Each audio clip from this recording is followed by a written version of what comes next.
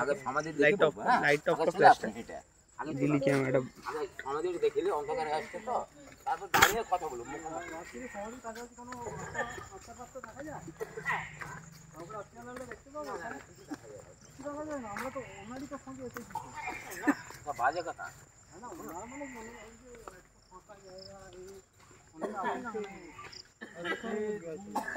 বা আচ্ছা মানে কি দেখা যায় না আমরা সব কিছু এখানে কেন আমি রাত 10টা পর্যন্ত 11টা পর্যন্ত 12টা পর্যন্ত রাত্রে কাটিয়েছি তো না এখানে বসে থেকে গরমের টাইমে কোনো কিছু দেখতে পাই না আপনি জুতো পরে উঠবো বুঝতে হবে না যদি পাই যায়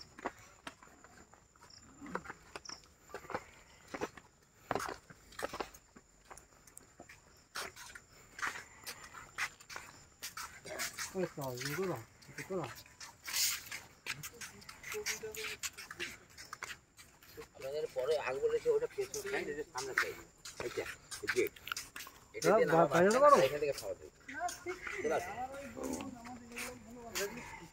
একটু লাইট থেকে তো মারলে না পোস্টারটা দেখা যায় ভালো একটু লাইট থেকে মারেন না হ্যাঁ এদিকে আসেন তো এদিকে আসুন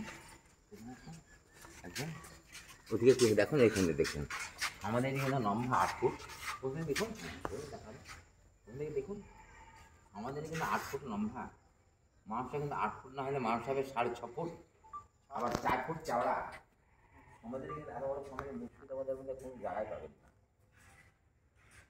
এত বড় সমাজ এবার সবাই আমার মুখে দিকে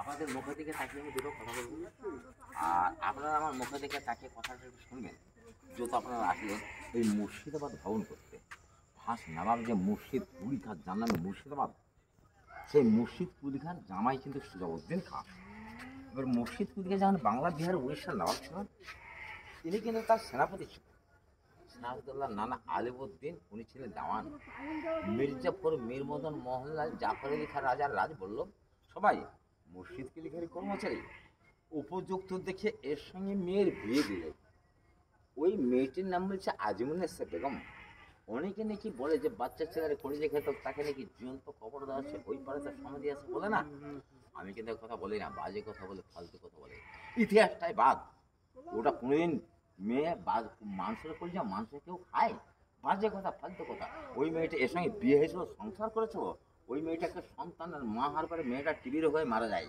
ওই ওদের ভালোরূপী তার সমাধি হয় ওই ছেলেটির নাম ছিল সাফরাব খান ওই ছেলেটার নাম ছিল সাফরাব খান মুর্শিদ কুলি খান 1725-এ মৃত্যু হয়ে গেল ইনি কিন্তু জামাইয়ের উপর রাজতন্ত্রের মালিক হয়ে গেল এবার সাফরাব খান যদি উপযুক্ত হতো না তো সাফরাব খানের যে মেয়ের ছেলে মুর্শিদ কুলি খান ওই রাজতন্ত্রের মালিক হতো কিন্তু সে তো উপযুক্ত হয়নি তার বয়স ছিল অন্তত 14 থেকে 15 বছর তার পিতা সুজাউদ্দিন খান রাজতন্ত্রের মালিক হয়ে গেল মুর্শিদ কুলি খান পর থেকে সুজাউদ্দিন খান কিন্তু আলিবউদ্দিন এবারে সেনাপতি হয়েছিল মুর্শিদ কুলি আমল ছিল দেওয়ান আর এরাম হলে হয়েছিল সেনাপতি আলিবউদ্দিন সিরাজউদ্দৌলার নানা ইনি যখন রাজতন্ত্র চালাই ওই টাইমটায় খুব মারহাটটা খুব বুর্গিদের অত্যাচার ছিল মারহাটটা বুর্গি মানে কি বুঝাই ডাকাত দুটারা তো এই ডাকাতের সর্দার ছিল তার নাম ছিল ভাগসর পণ্ডিত এই ভাগসর পণ্ডিতের সঙ্গে নবাব সুজাউদ্দিন বন্ধুস্থায় করে ফেললেন ভাগসর পণ্ডিত নবাব সুজাউদ্দিনকে ভালোবেসে ওদেরকে নিঃশ্বাস করলেন যে তোরা এখানে লোকটা করতেছিস না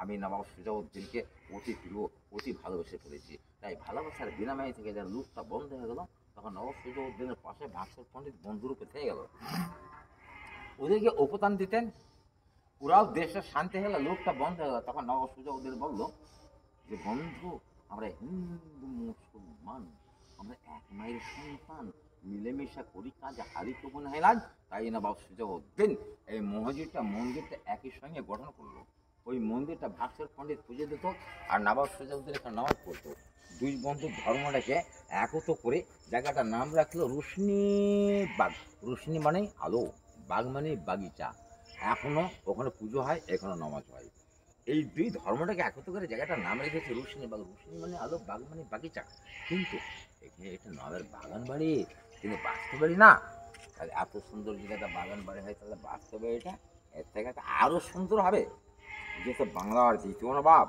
আপনি নাম তো শুনেছেন ইতিহাসের পাতায় আছে হীরা ঝিল মতিঝিল দুটো মতিঝিলটা নদীর ওই পার আর হীরা ঝিলটা হলো এই পার এই গেটটা বাড়ালেন হাফ মাইল রাস্তার মাথায় হেরে জেলে, যে হেরে জেলে পাশার ছিলেন নবাব যখন আসতেন এই গেটটা দিয়ে আসতেন, এক্কা গাড়িতে আসতেন, ঘোড়ায় চেপে আসতেন। নবাব সুজাউদ্দিন আসতেন, এই গেটে প্রহরীদার থাকতেন, প্রহরী থাকার জন্য ওখানে একটা গুমটি কর, ওই গুণায় ওখানে প্রহরী থাকার জন্য এই নবাব সুজাউদ্দিন এইখানে আসতেন যখন, এখানে সামান রাখার ঘর, কিন্তু সব সমাধি ছিল না, বড় সমাধি হয়েছে, কিন্তু ঘরটা আগে হয়েছে, যা কুচু দিকে সব নবাব বেঁচে থাকতে বেদি এখানে বসতেন।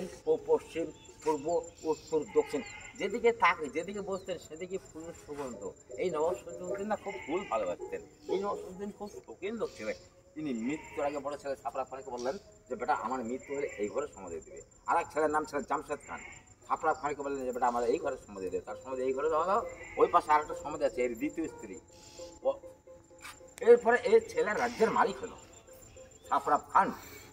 আলিবর্দী কিন্তু এর বেলায় সেনাপতি ছিল, এর ছেলের বেলায় সেনাপতি ছিল। ভাগসর পণ্ডিতের কাজ ছিল নবাব সুজাউদ্দিনকে বন্ধুর উপরে গার্ড করতো, আর এর ছেলেকে নিজের ছেলের উপরে গার্ড করতো। এই সাফরাব খানকে আর এই ছেলে এই ভাগসর পণ্ডিতকে একদিনে হত্যা করলো সিরাজউদ্দৌলার নানা আলিবর্দী। এই ছেলেকে হত্যা করে আলিবর্দী হয়েছে বাংলা, বিহার, উড়িষ্যার নবাব। আলিবর্দিনের ভগ্নিপতি হচ্ছে মির্জাফর। আলিবর্দিনের বোনের নাম হলো মুন্নি বেগম, তাই মুন্নি বেগমের সঙ্গে মির্জাফরের বিয়ে হতো। তাই আলিবর্দিনের ভগ্নিপতি হলো মির্জাফর, তাই মির্জাফর হলো কি সাফরে। তাই মির্জাফর সেনাপতি হয়। মির্জাফর কি বলেছিল আলিবর্দিকে, আপনি যতদিন বেঁচে থাকবেন ততদিন পর্যন্ত কিন্তু আপনার রাজতন্ত্র পরিচালনা করবে, আপনার মৃত্যু পর আমি জুতো, আপনার মৃত্যুর পর আমি, আপনার মৃত্যুর আগে যদি আমার মৃত্যু হয়ে যায় কোনো যায় না, কিন্তু আপনার মৃত্যুর পর যদি আমার মৃত্যু হয় আমি কিন্তু যুক্তি যে কদিনে বাঁচে আমি বাংলা, বিহার, উড়িষ্যার নবাব হবো। এখানে মির্জাফর বলেছে আলিবর্দীকে আলিবর্দী কথা দিয়েছিল। কিন্তু দেখা গেল আলিবর্দিনের তিনটে মেয়ে, আমেনা, মমেনা, খুশি। আমেনার ছেলে হচ্ছে সিরাজ। সিরাজ যখন ছোট থেকে মানুষ হয়ে গিয়ে নানার পথে নানার হাতে চালা ঘোড়া চলা, যে ঘোড়াটা ইচ্ছে করেছে সেই ঘোড়াটা ইচ্ছে করেছে। ছোট থেকে ফ্রাড, 18 বছর বয়স, পরিণত যৌবন, আলিবর্দী বৃদ্ধ। সিরাজকে সোনার সিংহাসনে বসিয়ে রাজমুকুট পরিয়া বাংলার স্বাধীনতা নবাব করলেন। সেদিনকে রাজমুকুটটা পাড়াই সেদিনকে কিন্তু মির্জাফরের মাথাটা ছেড়ে দিল। 18 বছর ছেলে যদি রাজত্বের মালাই খায়, মির্জাফরের এখন চান্স থাকবে না, চান্স। মির্জাফরের মাথাটা হেঁটুর দেখে আলিবর্দী ঘোষণা করলেন মির্জাফরকে গুলি করাও। সিরাজের মাথায় রাজমুকুট দেওয়াতে মির্জাফরে কিনতে থাকলে মির্জাফরকে গুলি করাও।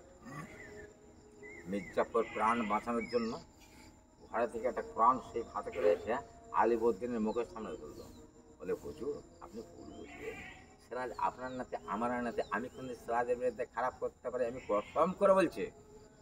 যখন সিরাজ নানার আলিবর্দিনের কাছে কসম খালে মির্জাফর, তখন নানার পাশে সিরাজ দাঁড়িয়েছিল। নানাজি ওর হাতে কোরআন শরীফ, অবিশ্বাস করলে কোরআন শরীফ মিথ্যা, আমি ওকে ক্ষমা করে দেন। ওকে ক্ষমা করেছিল।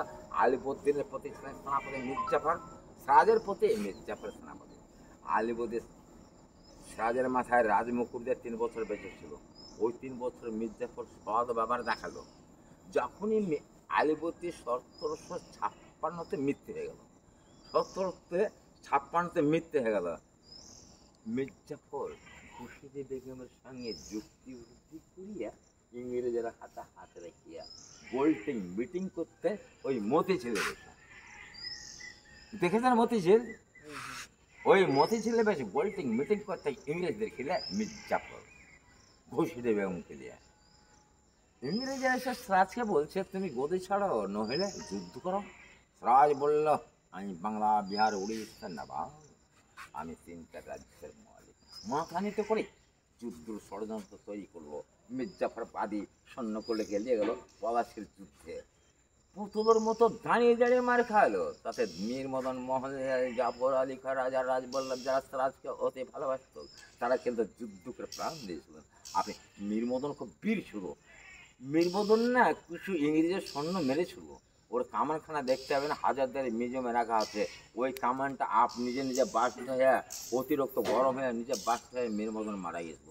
যখন শুনলো সিরাজের কানে মীর মদন হতো নির্ভয়, উপায় নাই গোলাম হাসান নিজের স্ত্রীকে সঙ্গে করলে, এটা হচ্ছে ভাগীরথী নদী। নদী পথে পালিয়ে গেল। নদী পথে যখন পালায় সেই টাইমে দেখতে পাই দানের পুকুর। দানের পুকুরের সঙ্গে আর আলিবর্দিনের সঙ্গে একদিন একটা মুখামুখি তর্ক বিতর্ক হচ্ছিল, আর সিরাজ তখন 17-18 বছর ছেলে ঘুমাই চেপে চলে আসছিল। ঘুমা থেকে নেমেই না দানেশ পাখি এক চড় মেরেছিল। আমার নানা বাংলা বিহার উড়িষ্যা নবাব, আমার নানার সঙ্গে তিনি তর্ক করছেন। তাই দানেশ ফকিরের রাজ্যে ছিল সিরাজের প্রতি। ইংরেজরা পলাশির যুদ্ধে জয় করে ইংরেজরা সিরাজের রাজধানীকে ঘিরে ফেলবে, তন্ন করে খুঁজে বেড়েছে। এমন টাইমে দানেশ ফকির ছুটতে ছুটতে এসে বললেন, এখানে কোথাও পাবে না। তাহলে কেন 3 থেকে 4 ঘন্টা আগে তার নৌকা পথে স্বামী স্ত্রী পালিয়ে গেছে। তারা অনুমান করলো 3 থেকে 4 ঘন্টার রাস্তা পথ দিয়ে যেতে পারে একটা রাস্তা, জলপথের রাস্তা, উপর দিয়ে ঘোড়া ছাড়লো। ভগবান গোদার ব্যাগ থেকে সিরাজকে আর সিরাজের স্ত্রীকে নৌকা থেকে নামিয়ে এনে মির্জাফরের বাড়িতে এনে বন্দি করলো। একটা সিরাজের একটা বাচ্চা মেয়ে ছিল 1 বছরের, ওই নৌকার স্বামী দিয়ে জলে ডুবিয়ে দিচ্ছে। আর সিরাজকে আর সিরাজের স্ত্রীকে ঘোড়া থেকে তুলে নিয়ে এলো। একটা ঘোড়াতে 2টো সোয়ারি টানায়, ঘোড়া থেকে তুলে নিয়ে চলে এলো মির্জাফরের বাড়ি। দেখেছেন, মির্জাফরের বাড়িতে এনে বন্দি করলো। মির্জাফরের ছেলে মিলন অতি চালাক ছিল। সিরাজের হাত দুটা না ফাটাম করে রুমাল দিয়ে বেঁধে দিয়েছিল। হাত যেতে বাঁধা থাকে, রক্ষাটা করবে কি রে? সিরাজের পাশে সিরাজের স্ত্রীকে দাঁড়িয়ে রেখে, সিরাজের একটা পালিত ভাই ছিল, তার নাম ছিল মোহাম্মদ বেগ। যে মোহাম্মদ বেগ নাকি শুনেছি 3 মাসের ছেলে রেখে ওর মা মারা যায়, আর সিরাজের মা আমেনা পালনই করেছিল। একজনের দুধ সিরাজ খেত, আর একজনের দুধ মোহাম্মদ বেগ খেত। সেই মোহাম্মদ বেগের হাতে ছোড়াখানা তুলে দিল মির্জাফরের ছেলে মিলন। তুমি যদি সিরাজকে খুন করতে পারো, তোমাকে সোনার সিংহাসনে বসিয়ে রাজ মুকুট করিয়া বাংলার স্বাধীনতা লাভ করবো, আমরা তোমার পাশে থাকবো। মোহাম্মদ বেগ হাতে ছুড়া দেয় যখন সিরাজের প্রতি লক্ষ্য করে এগিয়ে এলেন, তখন সিরাজকে বলেছিল, মোহাম্মদ বেগ, তুমি তো আমার পালিত ভাই, আমি তোমার দোষটা কি করলাম? আমাকে তুমি হত্যাটা করো না, আমার প্রাণটা তুমি ভিক্ষা দাও, তোমার রাজ্যে নিয়ে দাও, কিন্তু আমার প্রাণটা তুমি ভিক্ষা দাও, আমার প্রাণটা মেরো না। এক মায়ের গর্ভের সন্তান যদিও না হই, এক মায়ের স্তনের দুধ আমরা 2 ভাই লড়াই করে খেয়েছি, আজ কি দোষটা পেলে তুমি আমাকে হত্যাটা করো না? মোহাম্মদ বেগ, আমি তোমার কাছে প্রাণটা ভিক্ষা চাইছি। তাই সেদিনকে বাংলার বিহার উড়িষ্যার নবাব সিরাজউদ্দৌলা নিজের প্রাণটা ভিক্ষা চেয়েছিল মোহাম্মদ বেগের কাছে। সিরাজের স্ত্রী লুৎফুন্নেসা নিজের পাশে দাঁড়িয়েছিল, ছুটে গিয়ে মোহাম্মদ বেগের পা ধরেছিল যে, মোহাম্মদ বেগ, আমার রাজ্যের দরকার নাই, আমার স্বামীর দরকার। আমি স্বামী নিয়ে দেশান্তরী হবো, আমি গাছপালায় বাস করবো, আমি জঙ্গলে বাস করবো, আমার তোমার অলঙ্কার খুলে দাও, তোমার রাজ্য নিয়ে দাও, আমার স্বামীর প্রাণটা তোমার ভিক্ষা দাও, আমি স্বামী নিয়ে দেশান্তরী হয়ে যাবো। সিরাজের স্ত্রী লুৎফুন্নেসাকে ধাক্কা মেরে ফেলে দিল। সিরাজকে যে বললো তুই বাঁচার আশা করিস না, তার হাত দুটো বাঁধা, তার বুকে মেরে দিল চাকু। সিরাজ যখন পড়ে গেল, ওই চাকুটাকে তুলে এটাকে জবাই করে ফেলেছিল। ওই চাকু দিয়ে এই ডানাটা কেটে ফেলেছিল, ওই চাকু দিয়ে ডানা কেটে ফেলেছিল। সিরাজকে যখন কাটে, সিরাজের স্ত্রী লুৎফুন্নেসা সম্পূর্ণ সিরাজের কাটাটা চোখে দেখেছিল।